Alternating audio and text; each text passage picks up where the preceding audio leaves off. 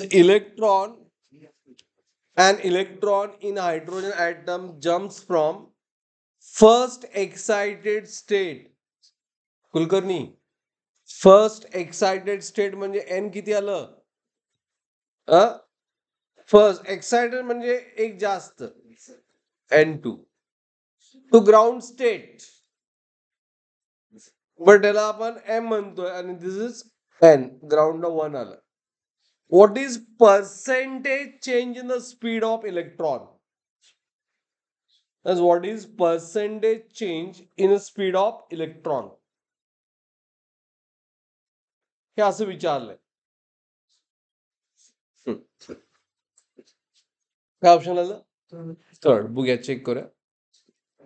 मग ह्यासाठी तुम्हाला अंडरस्टँडिंग काय पाहिजे? ऐका, लक्ष द्या.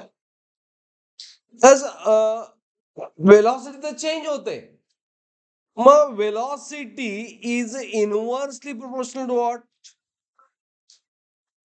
एन. बरोबर.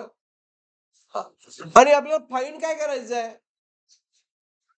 म्हणजे कुठली वेलॉसिटी जास्त असणार? इनव्हर्स रिलेशन ना.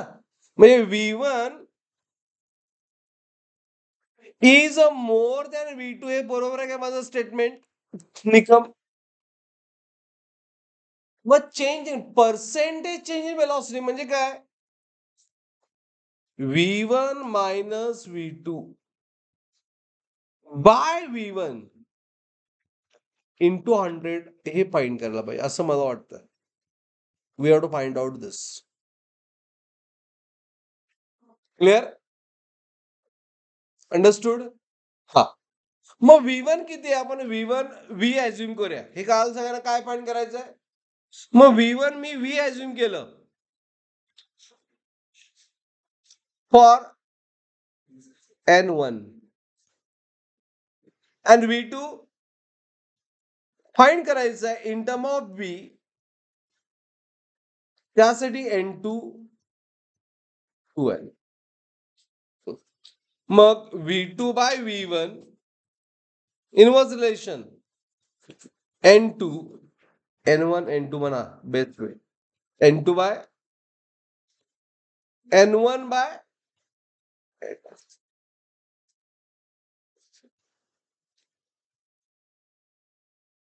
N1 बाय N2, हा, which is 1 by N2, 1 by 2. मग V2 किती आलं? How much V2? V put केल्यानंतर it is V by 2. Okay, value फक्त पुट करायचे. V1 मायनस V2 किती येणार? V1 मायनस V2 किती येईल?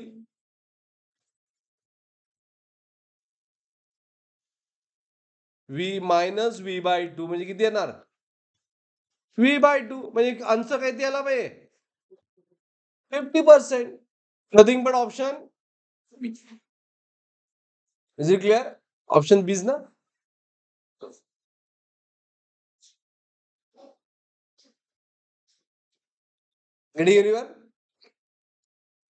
आणि त्यामुळे विचारलंय percentage change in velocity. Percentage आलं ना, ग्रेटर मायनस स्मॉलर, म्हणजे ग्रेटर मध्ये चेंज झालंय, त्यामुळे divide by that greater into what? 100.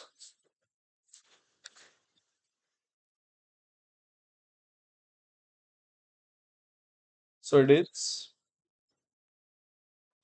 V by 2 by V into 100, may half into 100. Answer is 50%. Problem कळाला सगळ्यांना? नंबर 49 चा आन्सर डिसाइड करा. 49 थेरी आहे, 49 चा आन्सर डिसाइड करा.